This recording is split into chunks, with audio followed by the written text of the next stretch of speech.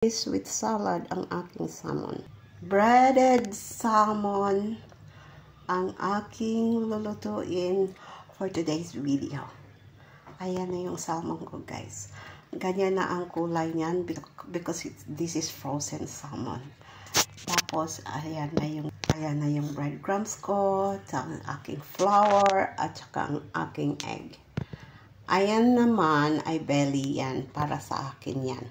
Pag-isipan ko pa kung ano ang iluluto, paano ko lulutuin yan, kasi meron ako doon mga gulay at saka magawa ako ng fresh orange juice.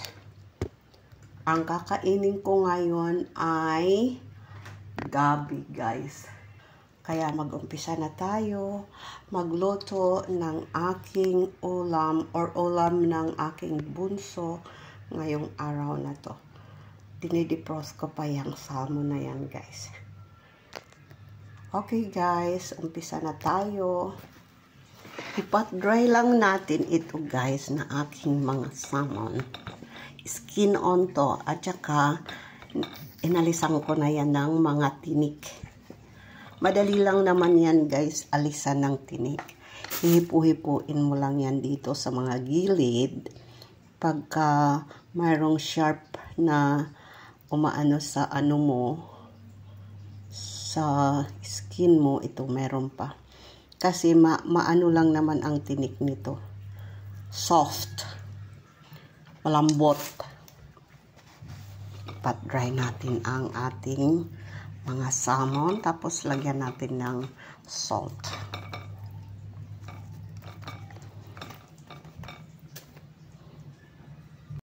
Ayan, guys, lagyan ko na ng aking pepper. Lagyan ko na to ng asin. Tapos, ilulublob na natin dito sa ko muna ang aking egg.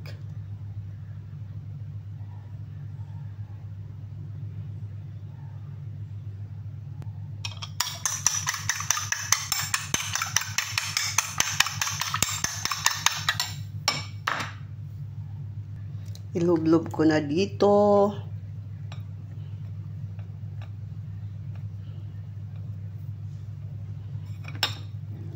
Tanggalin muna natin to. Tapos sa egg.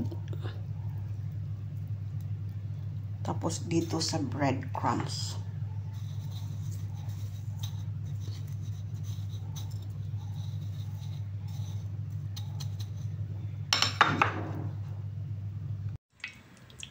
Guys, dito ko siya i-deep fry para hindi siya gaano masunog. Kasi ito, makapal to. Hinaan ko ang apoy, tapos ilalagay ko na ang aking mga salmon. Sorry, guys, yung kapitbahay maingay, may bata na umiiyak. Ayan, guys, ganito na ang ilalim niyan. Golden brown sa labas, ganon ang ilalim. Ganon naman talaga ang salmon, hindi kailangan fried ng husto yan. Kailangan moist pa yan dyan. Okay, guys. Ayan na ang aking ready na breaded salmon. Ayan na, guys, with salad ang aking salmon. Thank you for watching. Bye!